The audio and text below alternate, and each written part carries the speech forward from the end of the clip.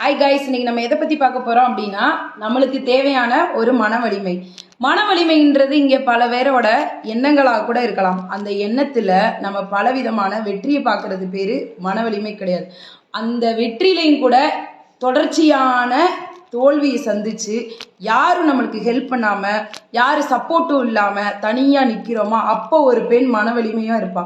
அந்த மன வலிமையை நம்ம பாராட்டணும் அப்படின்னா அவங்கள எந்த விதத்திலையுமே நம்ம கஷ்டப்படுத்தாம அவங்க பாதைக்கு நம்ம விட்டுறணும். ஆனா அந்த மன வலிமைக்கு முடிவு என்னவா இருக்கும் அப்படின்னா முற்றுப்புள்ளி இல்லாத முடிவா தான் இருக்கும்.